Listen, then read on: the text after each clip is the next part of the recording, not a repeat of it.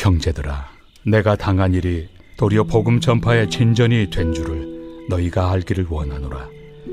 이러므로 나의 매임이 그리스도 안에서 모든 시위대 안과 그 밖의 모든 사람에게 나타났으니 형제 중 다수가 나의 매임으로 말미암아 주 안에서 신뢰함으로 겁없이 하나님의 말씀을 더욱 담대히 전하게 되었느니라.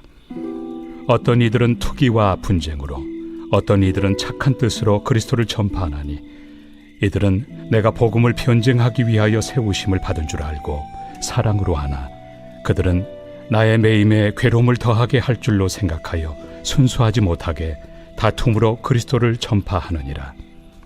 그러면 무엇이냐? 거칠애로 하나 참으로 하나 무슨 방도로 하든지 전파되는 것은 그리스도니 이로써 나는 기뻐하고 또한 기뻐하리라. 사도 바울이 감옥에 갇혀서 들어가 있을 때 사람들의 마음이 어땠을까요? 모두 다 슬퍼하고 기도했을까요? 그렇지 않았습니다. 사도 바울이 감옥에 갇히게 되자 신나하고 너무나도 좋아했던 사도 바울을 싫어했던 사람들이 있었습니다. 우리가 생각할 땐 어떻게 그 위대한 사도 바울을 싫어할 수 있느냐라고 생각하는데 절대로 잊어서는 안 될 것이 있습니다. 이 세상 100% 그 사람을 좋아하는 사람들만 있는 곳은 없습니다. 사도 바울이 감옥에 갇히자 너무 좋아하고 이때다 싶어서 사도 바울을 욕하는 사람들이 생겨나게 되었습니다.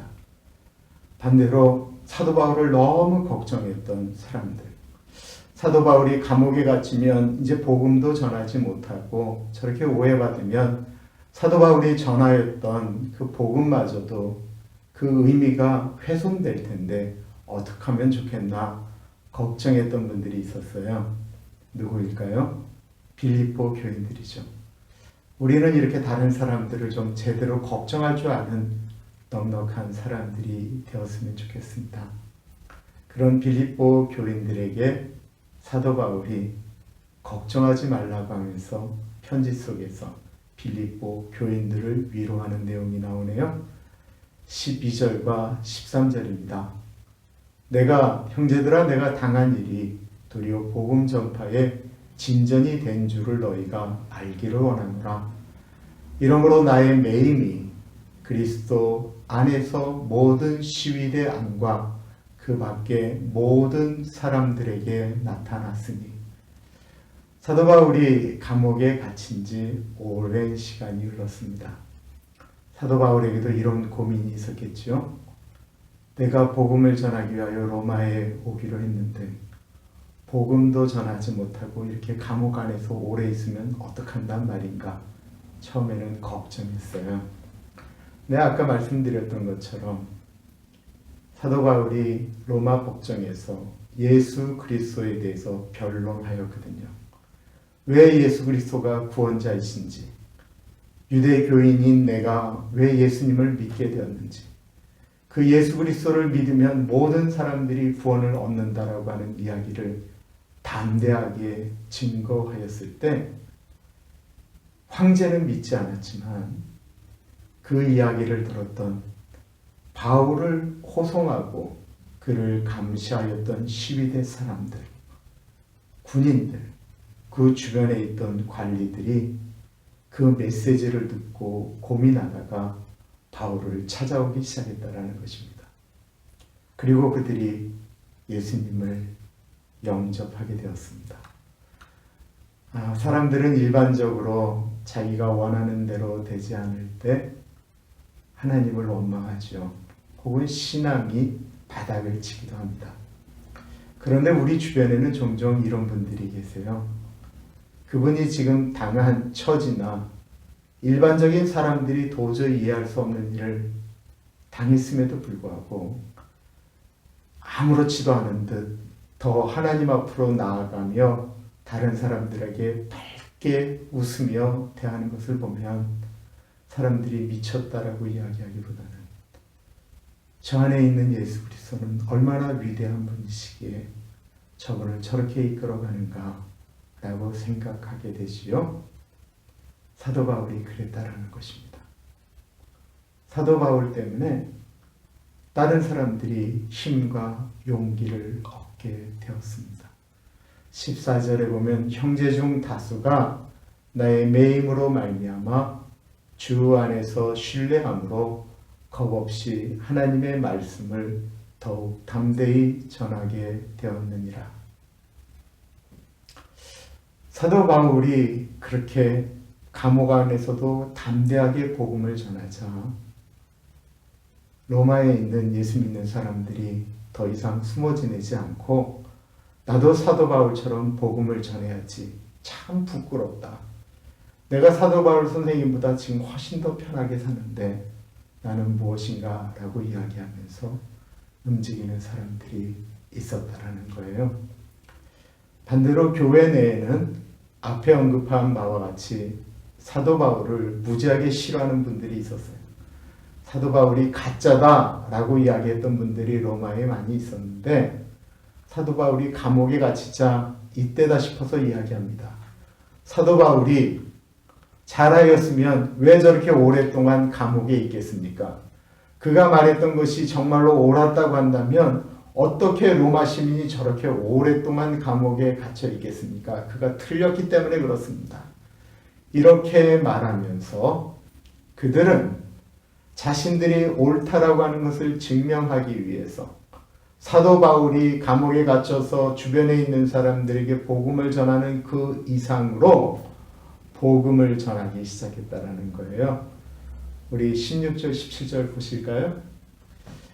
이들은 내가 복음을 변증하기 위하여 세우심을 받은 줄 알고 사랑으로 하나 그들은 나의 매임에 괴로움을 더하게 할 줄을 생각하며 순수하지 못하게 다툼으로 그리스도를 전파하니라. 경쟁적으로 복음을 전했다라는 것입니다. 착한 일을 하려고 한 게 아니고 사도 바울보다 우리가 옳다라고 하는 것을 증명하기 위해서 열심히 했다라는 거예요. 이 일 때문에 이 로마의 복음이 훨씬 더 풍성하게 퍼져나가게 되었습니다. 어떻게 보면 바울이 복음을 전할 때마다 더 많은 사람들에게 복음이 전달되어졌습니다. 그런데 그 이유가 뭐라고요? 사도 바울이 지금 매인데 감옥에 갇힌 그 사도 바울에게 봤지! 라고 이야기하면서 더 고통을 주려고 그랬겠다라는 거예요. 이럴 때 사도 바울에게 어떤 마음이 들었을까요? 시기가 들지 않았을까요? 사도 바울이 뭐라고 그랬는지 한번 18절 볼까요? 그러면 무엇이냐? 거칠애로 하나 참으로 하나 무슨 방도로 하든지 전파되는 것은 그리스도이니 이는 이로써 나는 기뻐하고 또한 기뻐하느니라. 사도 바울은 오로지 예수님만 있었습니다. 예수님만 증거되면 나는 제일 기쁜 거야 라고 이야기를 하였습니다. 그 성경 주석으로 지금도 우리 많은 목회자들이 보는 캠벨 몰간이라고 하는 분, 그리고 설교의 황태자라고 불렸던 찰스 스펄전 목사님, 그리고 많은 책을 썼던 마이어 목사님이 계셨습니다.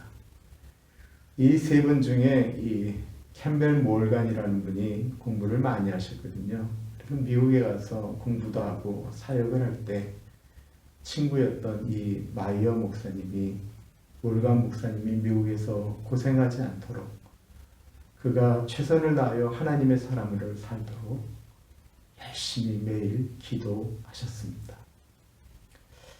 그런데 이 캠벨 모간 목사님이 영국으로 돌아왔는데 그 유명한 웨스턴 민스터 교회의 담임 목사가 된 거예요. 이때 마이어 목사님이 이런 고백을 합니다. 몰간 목사님이 미국에 있을 때는 기도하기가 참 좋았는데 서로 같은 도시에서 일하게 되니까 그분을 위하여 기도하는 것이 정말 쉽지 않다라고 이야기를 하였습니다. 나는 스펄전 목사님처럼 설교에 인기도 얻지 못하고 몰간 목사님처럼 권위 있는 목회도 못한다라고 생각을 한 것이죠. 정확하게 마이어 목사님의 가슴 속에는 시기심이 일어난 것입니다. 너무 괴로워서 하나님께 고백합니다. 하나님, 제발 내 마음 가운데 이 시기와 질투심을 없애 주십시오. 그런데 아무리 기도해도 시기하는 마음이 도저히 사라지지 않는 것입니다. 한동안 괴로워했는데요. 어느 날 마음속에 하나님이 깨달음을 주시더래요. 시기심을 없애달라고 기도하지 말고 두 목사를 축복하는 기도를 하여라. 그 후 마이어 목사님은 캠벨 몰간 목사님과 찰스 스펄전 목사님을 위하여 축복하는 기도를 하기 시작했습니다. 그리고 그 이후에 마이어 목사님에게는 이전과 다른 평강과 기쁨이 넘치게 되었다라고 합니다. 사도 바울은요, 예수 그리스도가 전파되어지는 것을 보면서 시기심을 표하기는커녕 그분들을 축복하고 자기 일처럼 기뻐했다라는 것입니다. 오늘의 묵상입니다. 우리의 삶 가운데 힘든 일들이 있을 수 있습니다. 그런데요, 그것을 기쁨으로 여기며 그 가운데서 역사하시는 하나님을 바라보며 나아갈 때 그것을 보면서 다른 사람들이 예수 그리스도를 발견하게 될 것입니다. 두 번째 묵상입니다. 우리도 예수 그리스도를 위한 것이라고 한다면 다른 사람들이 나보다 더 잘 될 때 그거 축복해 보시지 않으시겠어요?